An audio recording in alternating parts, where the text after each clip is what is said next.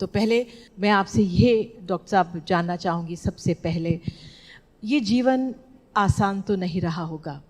आप डॉक्टर बने, अपनी लड़ाई लड़ी, अपना जीवन जिया, लेकिन एक बहुत आपने अहम जो जीवन आसान बनाने का ज़रिया है, सुगम बनाने का ज़रिया है, राह आसान बनाने का तरीका है, वो आप इस वर्ग के लिए लेकर आए।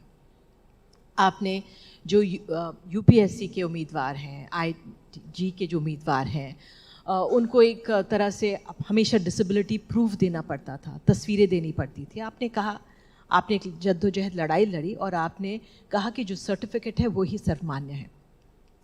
तो आप ज़रा दर्शकों को, हमारे लोगों को बताइए कि किस तरह से राह रही है आपकी। Thank you Nidhi ji.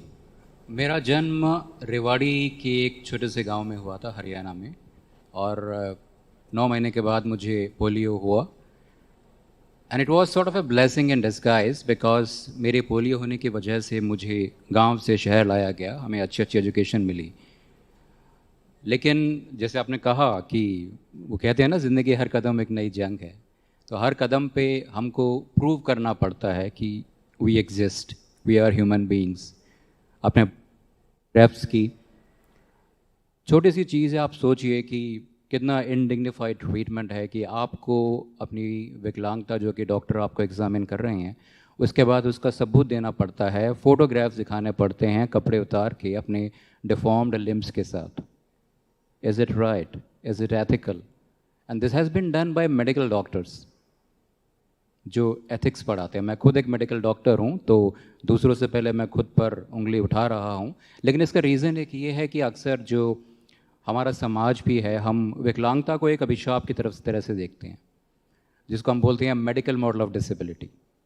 मुझे कोई दिक्कत है, जिसे वो कहते हैं ना कि people are born with impairments, it's the society which makes them disabled.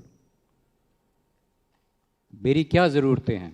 मेरा छोटी छोटी सी उम्मीदें हैं कि जैसे आपको अधिकार है कि आप हर जगह सुगम्यता से जा सकते हैं, वही मेरी भी एक रिक्वेस्ट है।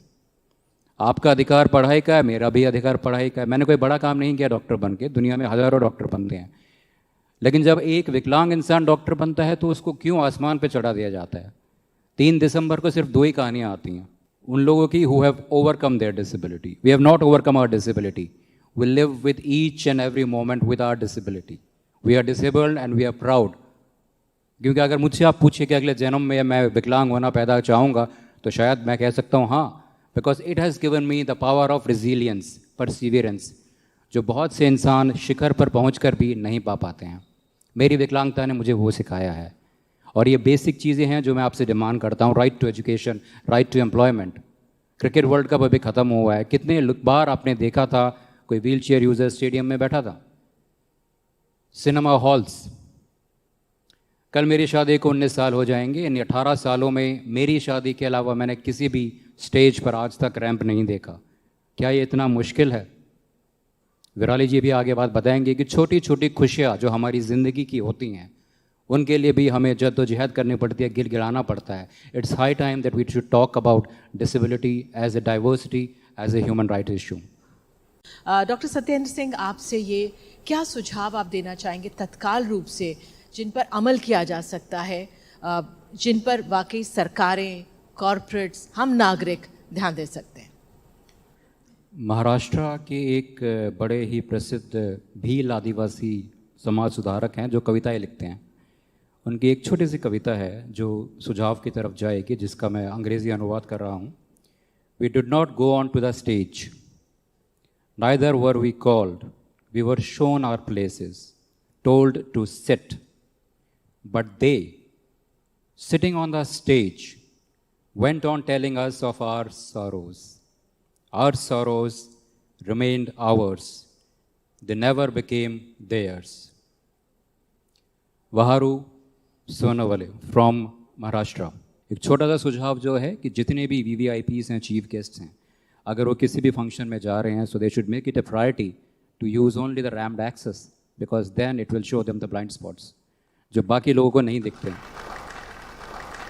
नहीं तो लोग आएंगे, फीता काटेंगे, वो स्टेज पर बैठेंगे, हमारी बातें करेंगे और उन्हें लगेगा कि सब कुछ बढ़िया है। सब कुछ बढ़िया नहीं है।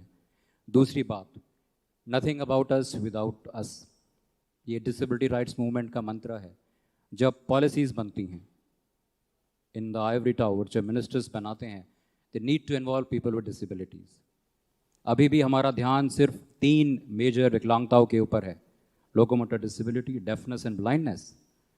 We are now talking about 21 disabilities. What about deaf blindness? What about neurodivergent people, neuroatypical people? What about people with invisible disabilities, people with psychosocial disabilities? When you make policies, you involve them in decision making. So these are the 2 small steps which I would propose that which can perhaps bring change and an inclusive society. Doctor Singh, आपने एक शुरुआत ये भी की और कई आपने जो हक है हमारे इस वर्ग के, उनके लिए काम किया है।